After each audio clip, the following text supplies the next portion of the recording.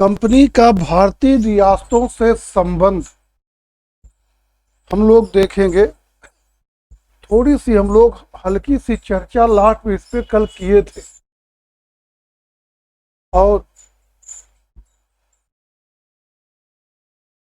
वही जितना चर्चा किए थे उसी पे पहले आप लोग क्वेश्चन बता दें और फिर हम आगे चलते हैं। पटेल जी, कंपनी और राज्यों के मध्य आपसी संबंधों की कितनी अवस्थाएं पाई गई? पहली अवस्था क्या थी? केवल अवस्था बता दीजिए आप लोग, फिर हम आगे चलते।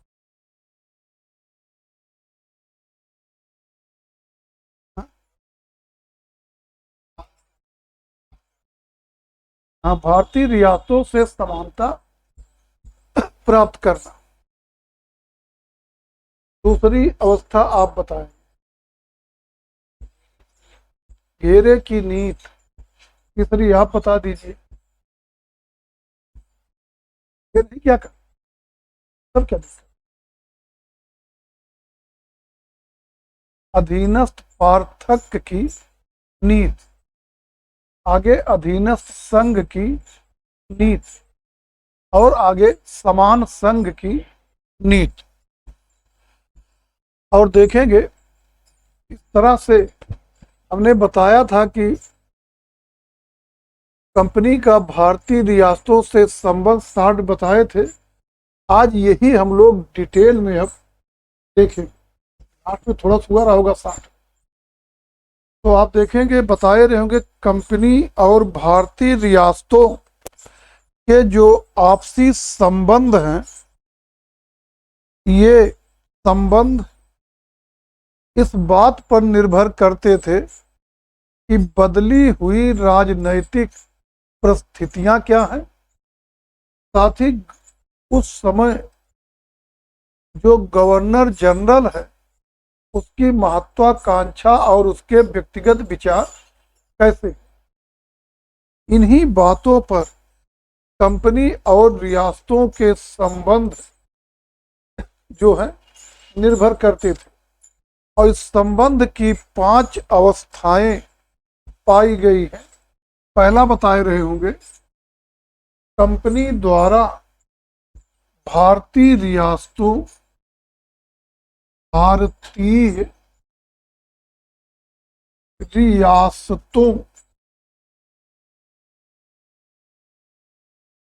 से समानता के लिए प्रयास। इसका समय होगा 1740 से 65 तक। फिर अगली अवस्था रही होगी अधीनस्थ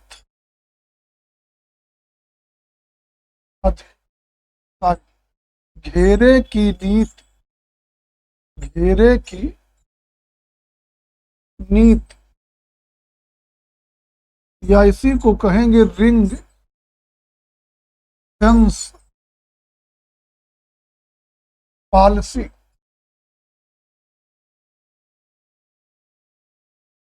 और ये चलेगा 1765 से लेके 1813 तक। फिर थी अधीनस्थ पार्थक्य की नीति। और जो अधीनस्थ पार्थक्य की नीति है ये चलेगी 1813 से लेकर के 1858 तक। फिर आगे चलेगी अधीनस्थ पार्थक्य की नीति और अधीनस्थ पार्थक्य की नीति के बाद है अधीनस्थ संघ की नीति। ये 1858 से 1935 तक। फिर रहेगी समान संघ की नीति 1935 से लास्ट तक। ये 5 अवस्थाएं कंपनी और भारतीय रियासतों के संदर्भ में पाए जाते हैं। आगे जानेंगे रियासतों के संबंध में पाए जाते हैं।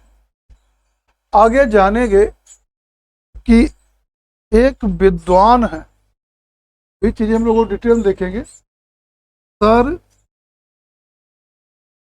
डी वार्नर, सर ली वार्नर की पुस्तक 1910 में प्रकाशित हुई the native states of India, the native states of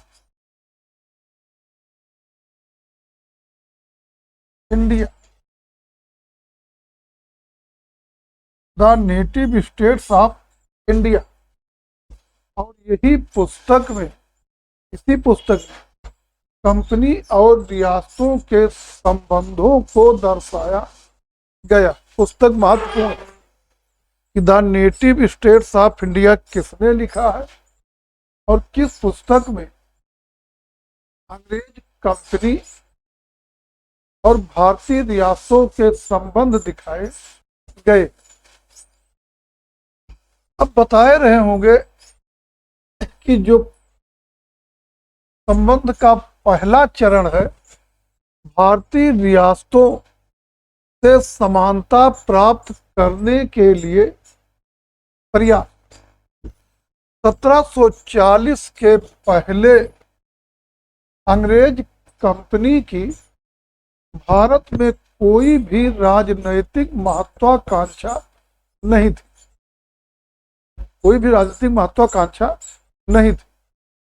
Dupleix पहला व्यक्ति था जिसने भारत के राजनैतिक मामलों में हस्तक्षेप किया और उसी की देखा देखी अंग्रेजों ने भी की। और उनका इस चरण में केवल एक प्रयास था कि उन्हें भारतीय राज्यों के समकक्ष महत्ता मिल जाए, माने समानता मिल जाए। और जब 1765 में इलाहाबाद की संधि हुई, तो इस संधि के परिणाम स्वरूप अंग्रेजों को बंगाल, बिहार, उड़ीसा की दीवानी प्राप्त हो गई और अब अंग्रेज कंपनी भारतीय रियासतों के समकक्ष हो गई। अब हम लोग देखेंगे अगली नीति थी जो घेरे की नीति, घेरे की नीति, घेरे की नीति। घेरे की नीति या ring fence policy, ring fence policy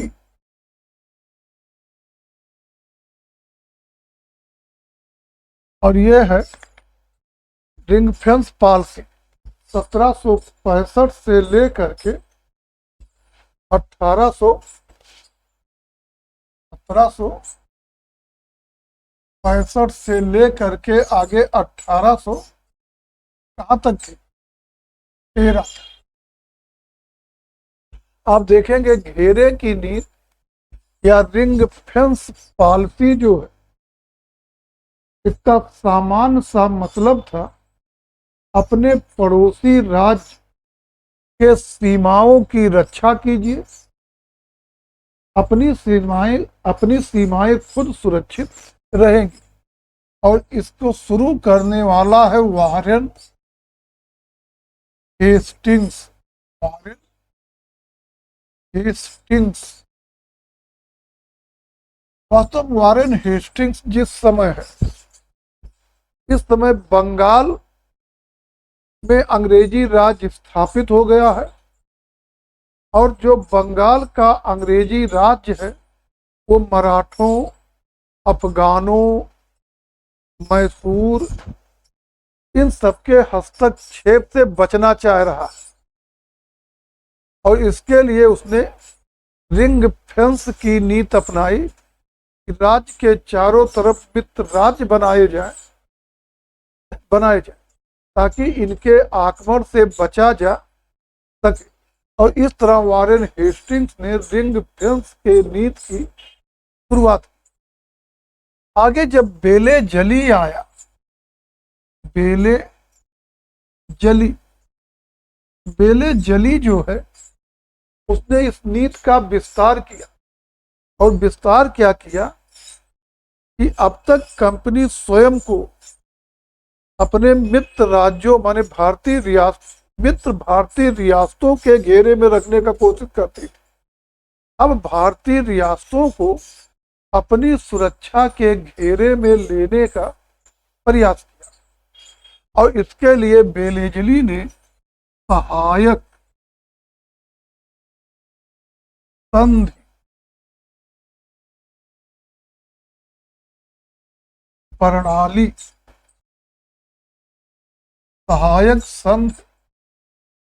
प्रणाली को अपनाया। ध्यान रहे कि जो बेलेजली है ये सहायक संघ प्रणाली का जो है जनक नहीं है। और भारत में पैसे लेकर किराए पर अपनी सेनाएं भारतीय राज्यों को देने की परंपरा बहुत पहले की थी। और शायद डुप्ले ही पहला व्यक्ति था जिसने पैसे लेकर भारतीय राज्यों को किराए पर अपनी सेनाएं उपलब्ध कराई। और इस तरह से सहायक संघ प्रणाली का जनक डुप्ले को ही माना जाएगा। और डुप्ले को माना जाएगा। बेलेजली की विशेषता ये थी कि बेलेजली ने अपने संपर्क में आने वाले लगभग सभी रियासतों के साथ इसका प्रयोग किया और उसे एक निश्चित स्वरूप प्रदान किया। और अंग्रेज कंपनी के साथ सहायक संधि पर हस्ताक्षर करने वाला पहला भारतीय राज्य कौन था? अंग्रेज कंपनी के साथ सहायक संघ प्रणाली पे हस्ताक्षर करने वाला पहला भारतीय राज्य कौन था?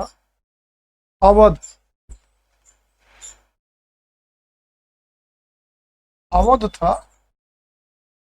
और 1765 के इलाहाबाद संध से इसने सहायक संध स्वीकार कर ली थी, जिसके तहत निश्चित धन के बदले कंपनी अवध को अपनी सेना उपलब्ध देना स्वीकार की। और लखनऊ में अंग्रेज रेजिडेंट रखना तय हुआ था। दो चीजें तय हुई थी कि अंग्रेज में एक अंग्रेज अधिकारी माने अंग्रेज रेजिडेंट रहेगा और कंपनी नवाब को अपनी सेना उपलब्ध कराएगी जरूरत पड़ने पर, और इसके बदले में नवाब कंपनी को पैसे देगा। तो कंपनी के साथ सहायक संघ प्रणाली पर पहली बार हस्ताक्षर किया है अवध ने 1765।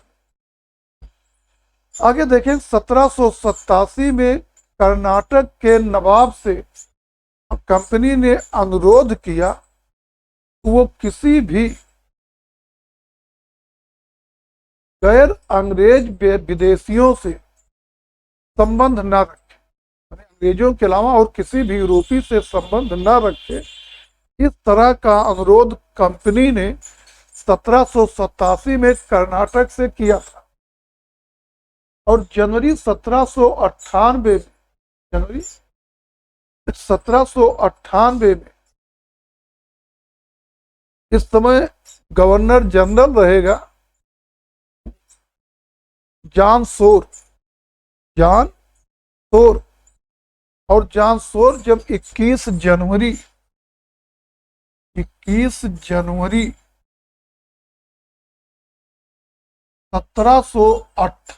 को 21 जनवरी 1798 से वो अवध से संध करेगा। फिर अवध से संध हो रही, तो अवध से अनुरोध करेगा, अवध माने अवध के नवाब से, कि वो अपनी सेना में किसी गैर यूरोपी को न रखे, माने अंग्रेजों के अलावा और किसी को न रखे। और पहले जली जो है उसने बस इतना किया, इसका बड़े पैमाने पे प्रयोग किया, मतलब उसके संबंध में जो भी है सबके साथ प्रयोग किया। प्लस बेले जली ने भारतीय राज्यों से नगद धन के बदले संप्रभुता संपन्न क्षेत्र लिया। वास्तव में ये भी कुछ नया नहीं, ये स्वाभाविक चरण था।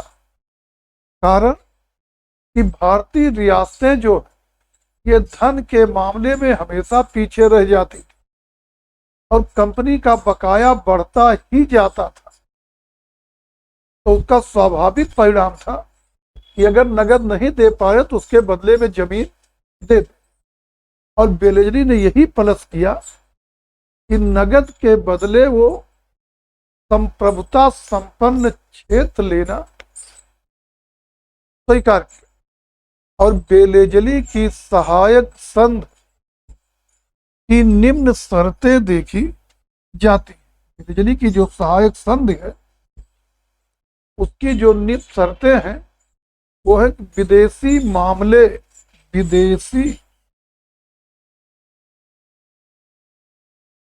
मामले कंपनी के अधीन हूं। दूसरी शर्त होती थी कि जो बड़े राज्य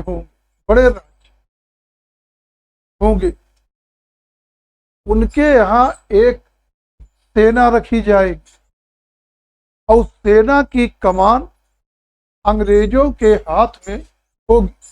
और सेना का उद्देश्य होगा उस राज्य में शांत व्यवस्था बनाए रखना। बड़े राज्यों में एक सेना रखी जाएगी, सेना की कमान अंग्रेजों के हाथों में होगी और उसका उद्देश्य होगा उस राज्य में शांत व्यवस्था बनाए रखना। तीसरी शर्त होगी कि उस राज्य के जो सहायक संघ स्वीकार करेगा उसकी राजधानी में एक अंग्रेज रेजिडेंट रखा जाएगा। और अगली शर्त रहेगी कि बिना अंग्रेजों की अनुमति के किसी भी यूरोपीय शक्ति से संबंधित राज्य कोई वार्ता नहीं करेगा। आगे शर्त रहेगी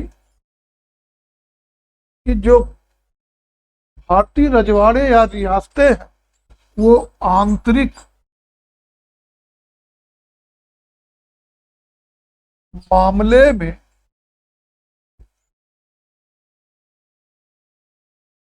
स्वतंत्र होंगे। आंतरिक मामले में स्वतंत्र होंगे और कंपनी उसमें कोई हस्तक्षेप नहीं करेगी।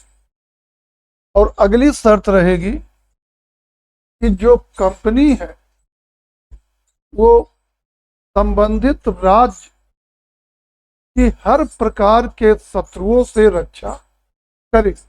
हर प्रकार के शत्रुओं से रक्षा करेगी।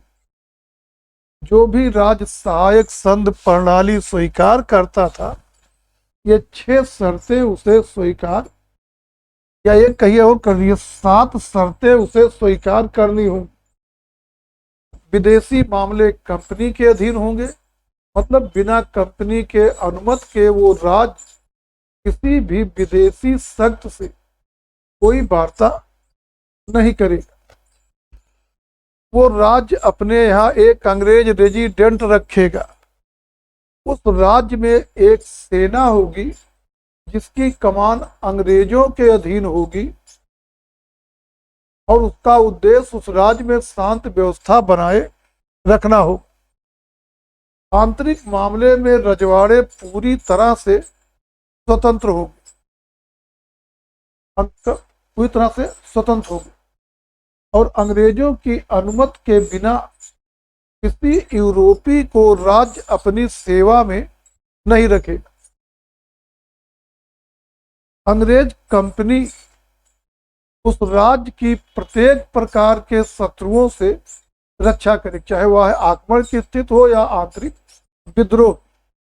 और वो राज्य जो स्वीकार करेगा, उस राज्य में शांत व्यवस्था बनाए रखने के लिए रखी गई सेना के खर्च के लिए एक पूर्ण संप्रभुता संपन्न प्रदेश या क्षेत्र अंग्रेजों को देगा। ये सहायक संघ प्रणाली की शर्तें हों। अब जैसा कि हमने बताया आपको कि भारत में या अंग्रेजों की सहायक संघ प्रणाली पर हस्ताक्षर करने वाला पहला राज्य था अवध। पहला राज्य था अवध। और बेरेजली की सहायक संघ प्रणाली पर हस्ताक्षर करने वाला पहला राज्य था हैदराबाद।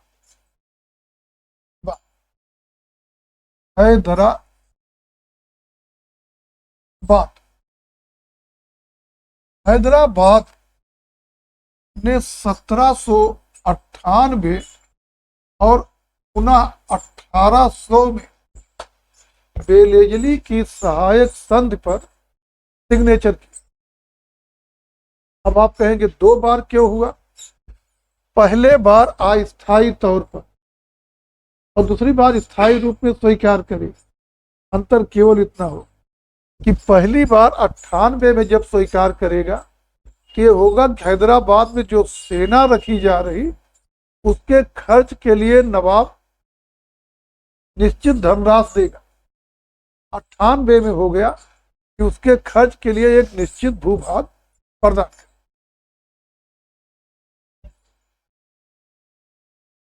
हाँ, जैसे ये होगा अंग्रेजों के साथ सहायक संधि पर हस्ताक्षर करने वाला पहला भारतीय राज्य कौन था?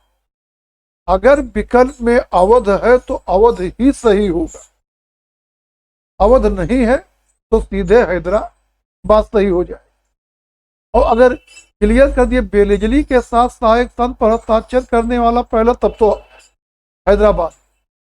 लेकिन अंग्रेजों के साथ तो अवध मेन है, अवध होगा। अवध ना है तब हैदराबाद।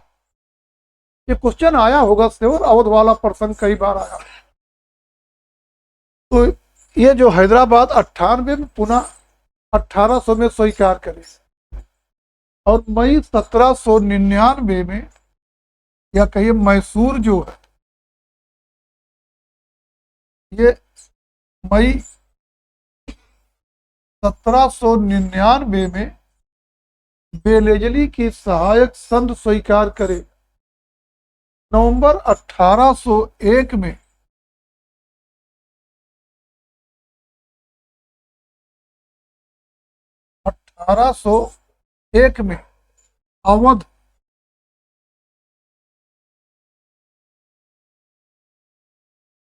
अवध बेलेजली की सहायक संधि को स्वीकार कर लेगा। दिसंबर 1803 में भोसले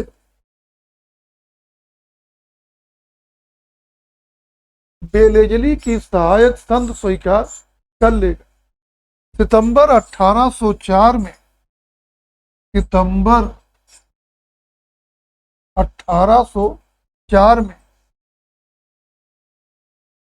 सिंधिया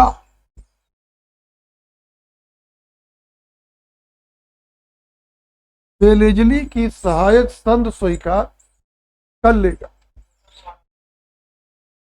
आप वो ये तो मराठे हैं, भोसले सिंधिया ये तो मराठे ही।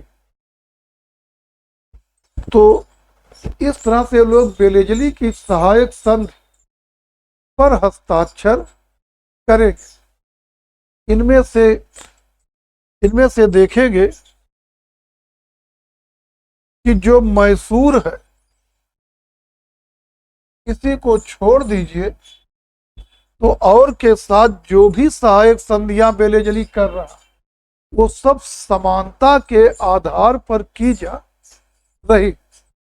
और बेलेजली की सहायक संधियों, इसको इसलिए नहीं कि विजित कर लिया गया फिर अपनी तरफ अनुग्रह टाइप का, याद है ना, जब चतुर्थ आंग्ल मैसूर युद्ध में मैसूर को विजित कर लिया गया, अब इसमें मैसूर में से एक छोटा सा पार्ट निकालकर मैसूर के पुराने राजवंश के एक बच्चे को सहायक संध के साथ शासक बना दिया, तो अनुग्रह टाइप का हो गया।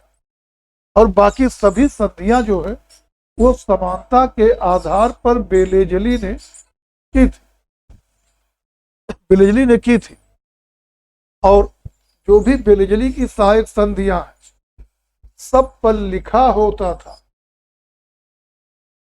समान सहयोग की संधि, समान सहयोग की संधि।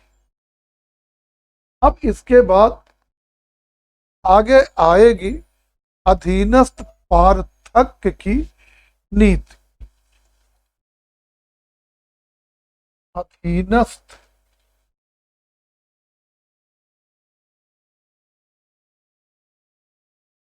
पार्थक्य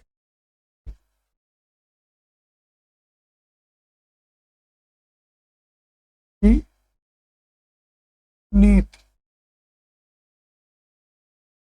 अधीनस्थ पार्थक्य की नीति 1813 से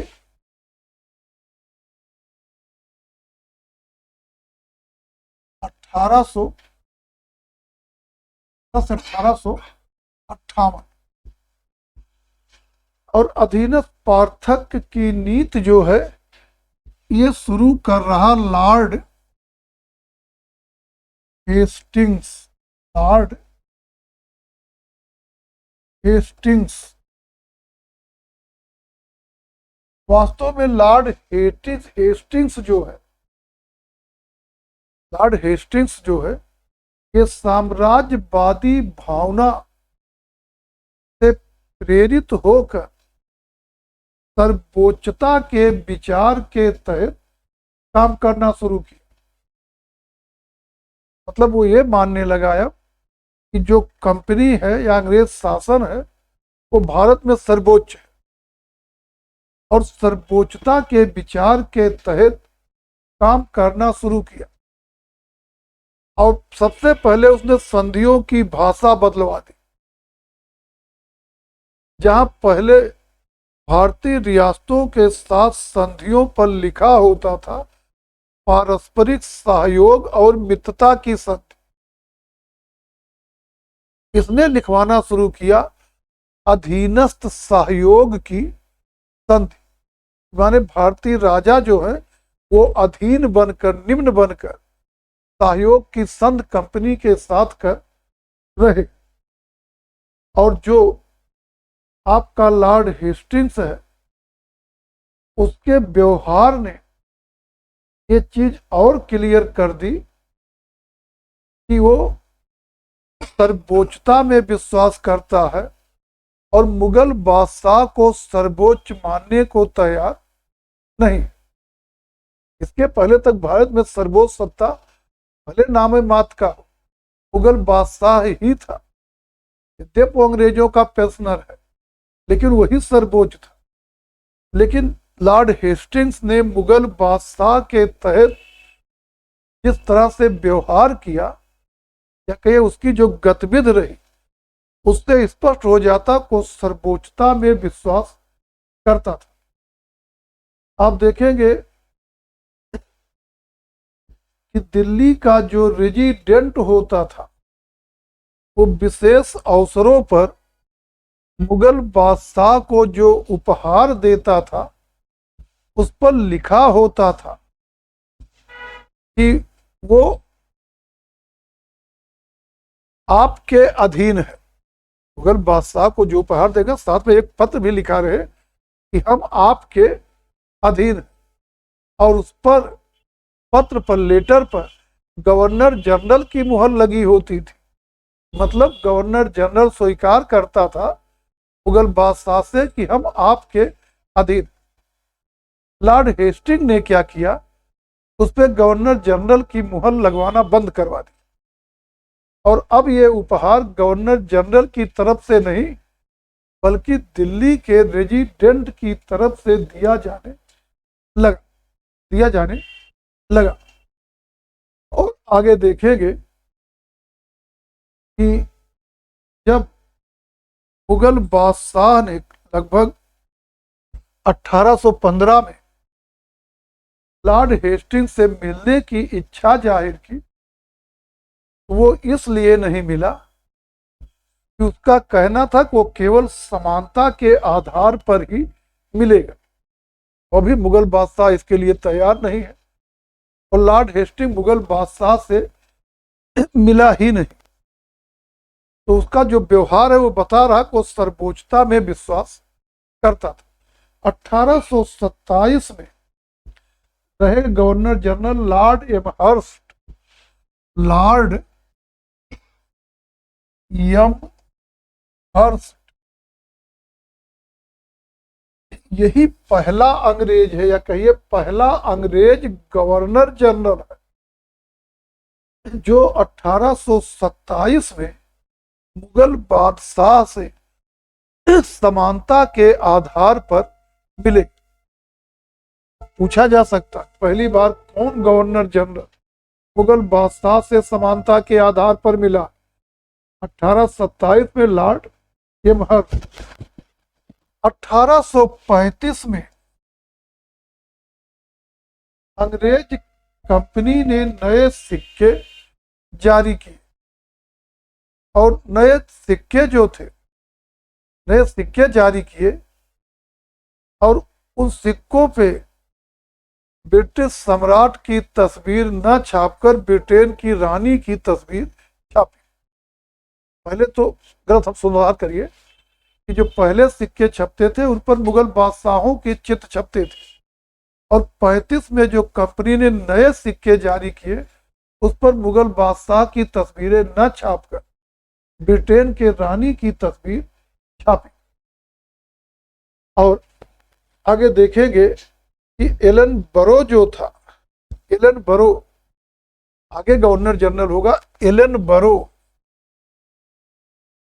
बरो और इसने मुगल बादशाह को दिए जाने वाले उपहार को ही बंद कर, तक रेजिडेंट अभी दे रहा था ना, उसको भी इसने बंद करवा दिया। आगे देखेंगे कि फिर भी इतना सब होते हुए भी जो लॉर्ड हेस्टिंग्स है, वो संयोजनवादी, माने भारतीय रियासतों को कंपनी में मिलाने वाला नहीं माना जाएगा। संयोजन की नीति मतलब रियासतों को ब्रिटिश सत्ता में मिला लेना या कंपनी में मिला लेना। संयोजन की नीति 1834 और पुनः 1841 में कंपनी के डायरेक्टरों के द्वारा स्पष्ट की गई। 34 में और 41 में कंपनी के डायरेक्टरों के द्वारा स्पष्ट किया गया। और इस संयोजन समझ रहे हैं, रियासतों को कंपनी में मिला लेना। इस संयोजन के दो उद्देश्य थे। नंबर 1, नए राज्य और नए क्षेत्र प्राप्त कर ब्रिटिश प्रभाव में वृद्धि करना। दो उद्देश्य से किया जा रहा संयोजन। जब कोई क्षेत्र मिलाएंगे तो इससे नया राज्य, नया क्षेत्र मिलेगा और ब्रिटिश प्रभाव में वृद्धि हो जाएगी।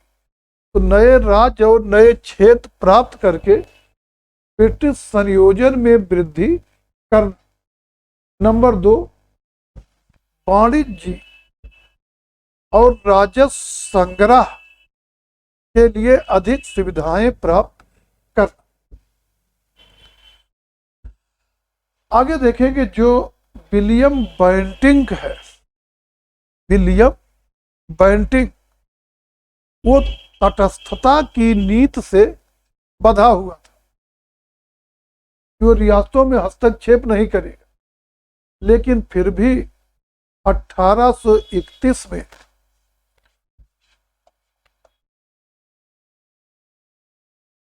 लॉर्ड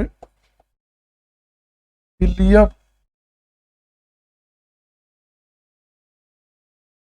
बेंटिंक, इसने 1831 में कुर्ग को, 1831 में जो है कुर्ग को, और 1831 में जो है कुर्ग को, और इसी के साथ 1831 में कुर्ग को कहिए, इसी के साथ आगे जयंतिया को ब्रिटिश साम्राज्य में मिला, ब्रिटिश साम्राज्य में मिला। 21 में कुर्ग और आगे जयंतिया को ब्रिटिश साम्राज्य में विलीन कर लिया। आगे देखेंगे कि जो संयोजन की नीति है, संयोजन की नीति है, ये और आगे चल करके डलहौजी के समय में स्पष्ट हुई। लेकिन डलहौजी भी संयोजनवादी, डलहौजी भी जो है वो संयोजन की नीति का आविष्कारक नहीं था। डायरेक्टर्स पहले ही स्पष्ट कर चुके थे, कि रजवाड़ों द्वारा उत्तराधिकारी को गोद लेना हमारी तरफ से एक अनुग्रह है, हमारी तरफ से एक अनुग्रह है, मतलब हमारी इच्छा है।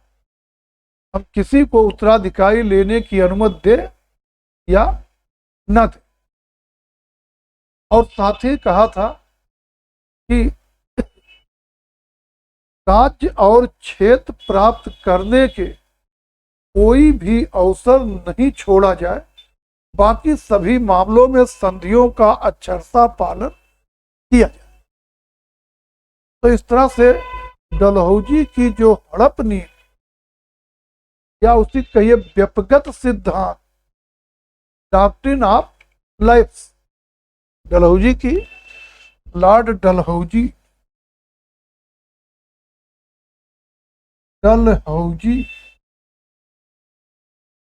जो है, इसकी जो हड़प नीति है, हड़प नीति या इसी को कहिए व्यक्तिगत सिद्धांत, इंग्लिश में कहेंगे डॉक्ट्रिन ऑफ लाइफ।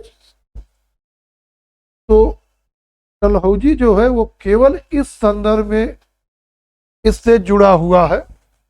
इसने इस नीति का बड़े पैमाने पर प्रयोग किया, बड़े पैमाने पर प्रयोग किया, और बड़े पैमाने पर इसने प्रयोग किया। और देखेंगे कि डलहौजी के द्वारा जो है 1848 में 17 1848 में सतारा, 1849 में बरार, बरार, 1850 में उदयपुर, 50 में उदयपुर, 52 में झांसी, झांसी, 53 में नागपुर, नागपुर, और थोड़ा सुधार करिए, उदयपुर 52 है, झांसी 1 मिनट, 48 में सतारा, 49 में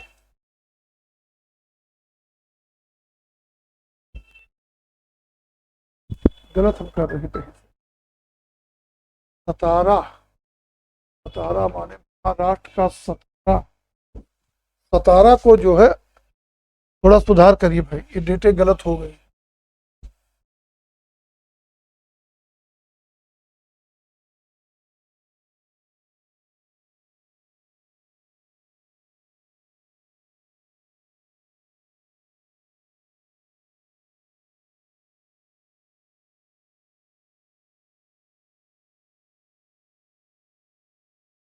सतारा जो है ये 1849 में है, तो 1849 में सतारा, 1850 में बरार, 1852 में उदयपुर, 1853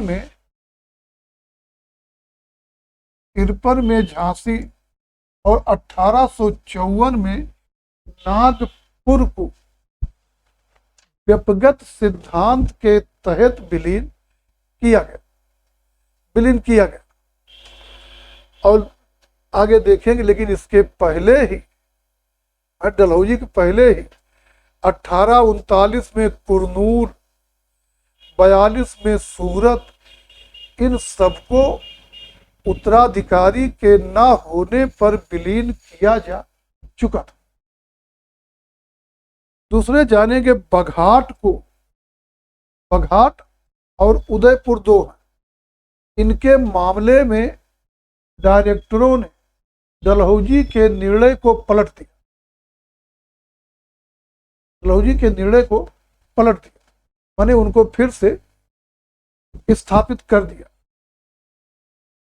तो होगा क्या, डलहौजी डायरेक्टरों के आदेश पर डलहौजी के बाद आने वाला कैनिंग जो इस निर्णय को पलट देगा। 2 मामले, एक उदयपुर, एक बघाट, और एक राज्य है करौली, करौली को भी डलहौजी विलीन करना चाहा, लेकिन डायरेक्टरों ने यह कहकर कि करौली अधीन राज्य नहीं है, वो संरक्षित मित्र है, करौली को भी विलीन करने से मना कर दिया। अब इसको आप देखेंगे कि डलहौजी ने 1853 में कर्नाटक और 1855 में तंजौर, 1853 में कर्नाटक और 1855 में तंजौर को ब्रिटिश साम्राज्य में, तंजौर, कर्नाटक और तंजौर, इन दोनों को दी जाने वाली पेंशन को हड़प लिया, या कहिए पेंशन को समाप्त कर दिया। और साथ ही देखेंगे कि डलहौजी के द्वारा नाना साहब को भी दी जाने वाली पेंशन समाप्त की गई, और ये कहा कि पेंशन नहीं दी जा सकती क्योंकि पेंशन आनुवांशिक दे नहीं, जो बाजीराव द्वितीय को दी जाती थी, और नाना साहब जो उनके दत्तक पुत्र हैं, तो नाना साहब को इस बेस पे नहीं रोका जा रहा दत्तक पुत्र, इस बेस पे रोका गया कि पेंशन आनुवांशिक दे नहीं थी, आज भी नहीं है।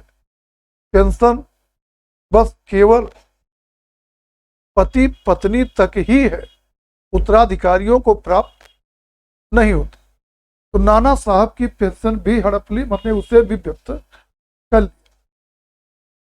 आगे देखेंगे कि जो डलहौजी है, डलहौजी है, इसके द्वारा 1800 डलहौजी के द्वारा 1856 में कुशासन के आधार पर अवध को भी ब्रिटिश साम्राज्य में विलीन कर लिया। दूसरा आधार लगे कुशासन के आधार।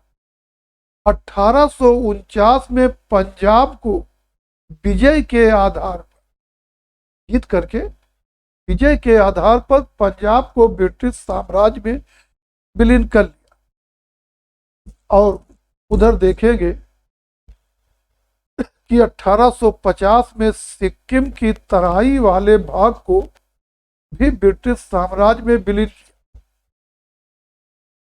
और अब हम लोग देखेंगे कि 1858 में महारानी, बल्कि ये कहिए 1858 में कंपनी का शासन समाप्त हो गया और विक्टोरिया भारत की महारानी घोषित हो गई।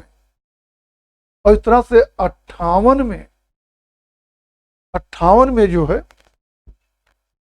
देखिए 1858 में जो ब्रिटिश सर्वोच्चता स्थापित हो गई, मतलब जिस ब्रिटिश सर्वोच्चता का दावा लॉर्ड हेस्टिंग ने किया, तो ऐसा नहीं कि एकाएक स्थापित हो जाए, वो 1858 में उस समय स्थापित हो गई जब महारानी विक्टोरिया को भारत की साम्राज्ञी घोषित किया गया। और 1877 में दिल्ली दरबार में इसे विधिक रूप प्रदान किया गया, विधिक रूप दे दिया गया। जब लॉर्ड लिटन ने दिल्ली दरबार में महारानी विक्टोरिया द्वारा कैसर ये हिंद भारत की साम्राज्ञी के उपाधि धारण की घोषणा की, तो 77 में पूर्ण रूप, विधिक रूप में सर्वोच्चता स्थापित हो गई। ऐसा तो 58 में ही हो गई, जब ब्रिटेन महारानी यहाँ की सम्राट हो गई तो स्थापित हो गई, लेकिन विधिक रूप उसे मिला 1800 जो है, क्या कहते हैं, 1800 जो है 77 के दिल्ली दरबार में, जब लिटन के द्वारा विक्टोरिया द्वारा, लिटन के द्वारा विक्टोरिया द्वारा कैसर ये हिंद के उपाधि धारण की घोषणा की गई। और अब चलेगी अधीनस्थ संघ की नीति 1857 से 1935। 18 अधीनस्थ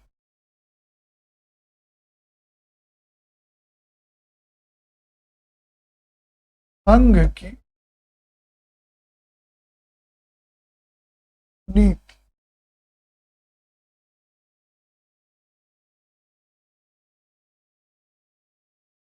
कोई नीति नहीं है, आप चाहें तो कर सकते हैं 1858 से 1935। अब देखेंगे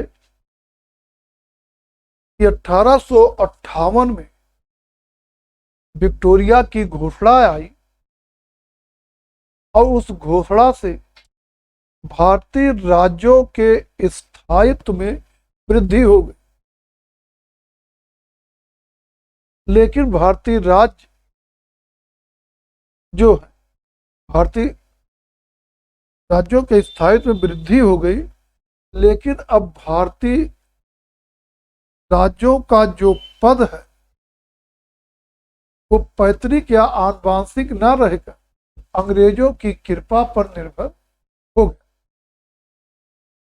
कैसे हुआ, अब इस चीज को स्पष्ट करिए। देखिए कि है क्या, विक्टोरिया ने घोषणा की कि आगे भारत में साम्राज्य विस्तार की हमारी कोई इच्छा नहीं, और की घोषणा में कहा साम्राज्य विस्तार की कोई इच्छा नहीं। और जब साम्राज्य विस्तार की इच्छा नहीं है, माने भारतीय राज्यों को कंपनी में विलीन नहीं किया जाए।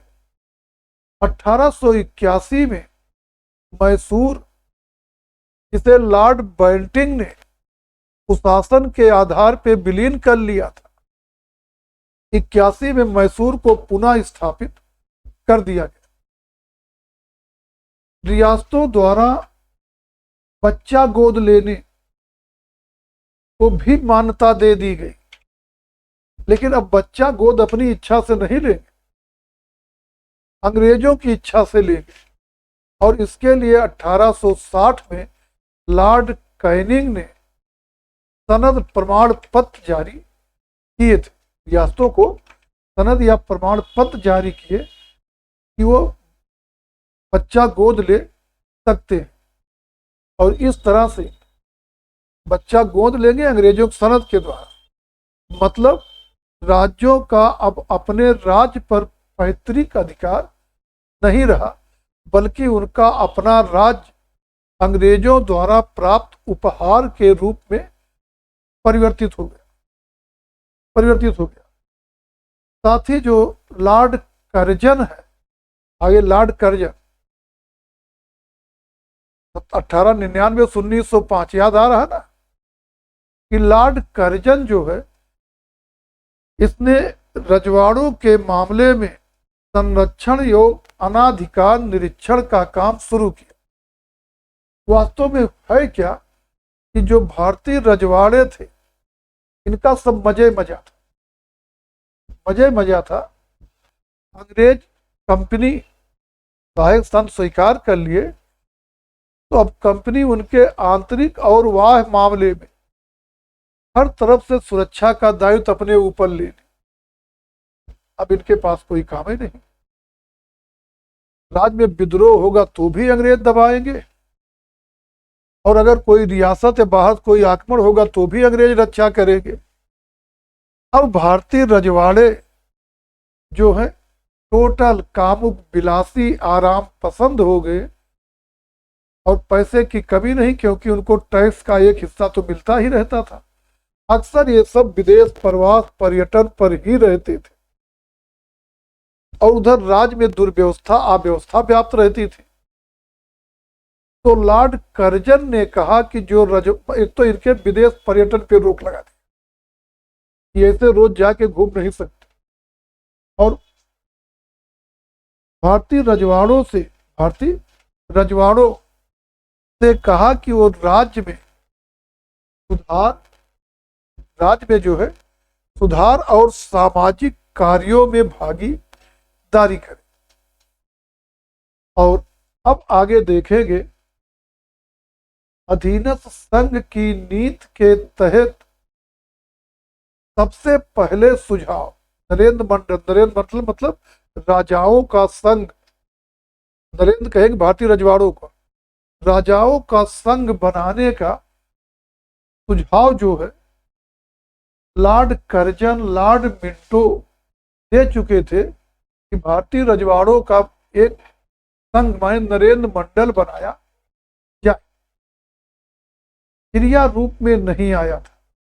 आगे लॉर्ड हार्डिंग प्रथम विश्व युद्ध के समय गवर्नर जनरल था, और जब विश्व युद्ध के समय लॉर्ड हार्डिंग भारतीय रजवाड़ों की मीटिंग बुलाएगा, सभा बुलाएगा युद्ध संबंधित चर्चा के लिए, उसको कहे क्या जो युद्ध चल रहा उस पर रजवाड़ों सहयोग वगैरह पाने के लिए भारतीय रजवाड़ों की एक सभा माने मीटिंग बुलाएगा। और इस तरह से रजवाड़ों का एक सभा आयोजित किया, माने उनका एक संघ एक तरह से उसने प्रस्तुत कर दिया। और अब इसी तरह के सम्मेलन, रजवाड़ों के सम्मेलन रियासतों और कंपनी के विवादों को निपटाने के लिए अक्सर बुलाए जाने लगे अक्सर बुलाए जाने लगे अक्सर जो है बुलाए जाने लगे। और अब देखेंगे कि 1919 के अधिनियम में 1919 के अधिनियम में ये नरेंद्र मंडल के रूप में योजना प्रस्तुत हुई। और 1921 में भारतीय रजवाड़ों के संघ नरेंद्र मंडल का उद्घाटन। भारतीय रजवाड़ों के संघ नरेंद्र मंडल का 21 में उद्घाटन। लेकिन ध्यान रहे कि नरेंद्र मंडल जो है ये केवल और केवल परामर्शदात्री संस्था है, निर्णय लेने वाली संस्था नहीं, केवल सुझाव दे सकती, एक परामर्शदात्री संस्था थी। और अब जब नरेंद्रों का संघ बन गया तो संघ बन गया, सब अपने हित चाहते हैं। अब ये लोग बार बार प्रयास करेंगे कि रियासतों के मामले में ब्रिटिश सत्ता अपनी सर्वोच्चता पैरामाउंटेसी स्पष्ट करे कि मतलब वो कहां तक रियासतों में हस्तक्षेप कर सकती है और कहां तक रियासतें स्वतंत्र। वास्तव में ब्रिटिश सरकार ये कभी करेगी ही, ऐसा कर देगी तो कुछ मामले ऐसे हो जाएंगे कि उसमें रजवाड़े मनमानी कर सकते हैं। और इस उद्देश्य से जो है माने इस तरह की मांग करेंगे। और लॉर्ड इरविन भारतीय रजवाड़ों और ब्रिटिश राज के बीच संबंधों की जांच करने के लिए ये दोनों के संबंधों की जांच करने के लिए जो है उसने अरविंद जो है ये रियासतों इनके संबंधों की जांच करने के लिए जो है माने ब्रिटिश सर्वोच्चता निर्धारित करने के लिए प्रयास किया। और इधर नरेंद्र मंडल जो है पैसे की कमी है नहीं, इन्होंने एक अंग्रेज अधिकारी का अंग्रेज एडवोकेट वकील नाम है लेजली स्कॉट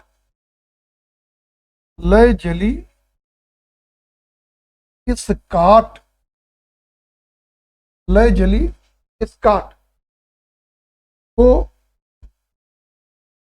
उस कमेटी के समक्ष, मैं जो इरविन ने एक कमेटी बुलाई दोनों के संबंधों को निर्धारित करने के लिए, तो उस कमेटी के समक्ष रजवाड़ों का पक्ष रखने के लिए नरेंद्र मंडल माने रजवाड़ों के संघ ने अंग्रेज वकील लेजली स्कॉट को नियुक्त किया।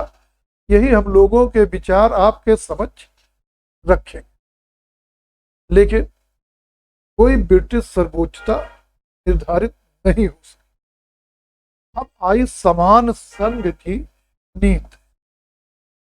समान संघ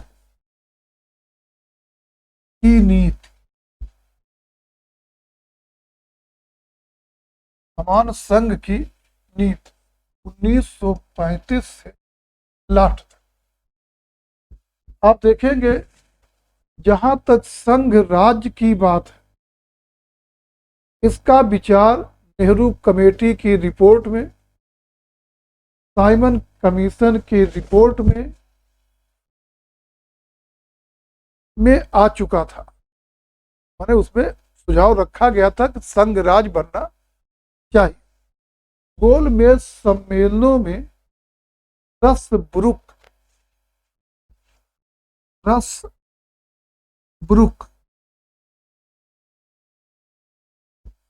अंग्रेज विद्वान है रसब्रुक, और पूरा नाम रसब्रुक विलियम्स।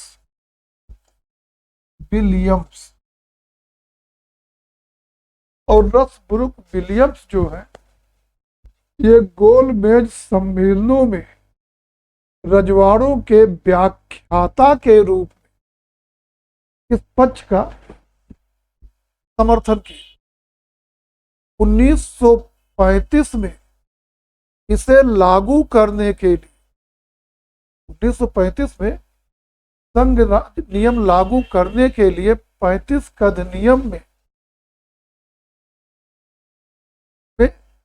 प्रांतीय स्वायत्तता की व्यवस्था दी गई, जिसके लिए 37 में चुनाव, 1937 में चुनाव, और इसी के साथ द्वितीय विश्व युद्ध शुरू हो गया और समान संघ की नीति कभी क्रियान्वित नहीं हो सकती। तो दो कारण थे क्रियान्वित ना हो पाने का, एक द्वितीय युद्ध का शुरू हो जाना, दूसरे समान संघ की नीति के लिए ये शर्त थी, ये तभी अस्तित्व में आएगा कि जब जनसंख्या और परिषद, बल्कि कि जनसंख्या और क्षेत्रफल तथा परिषद के सदस्यों में से कम परिषद के सदस्यों में से आधा स्थान रखने वाली रियासतें संघ में सम्मिलित होना स्वीकार करें। इसका मतलब समझ रहे हैं क्या? ये ऐसा नहीं है कि काउंटिंग में आधी रियासतें हो जाए, छोटी छोटी, बहुत छोटी छोटी रियासतें।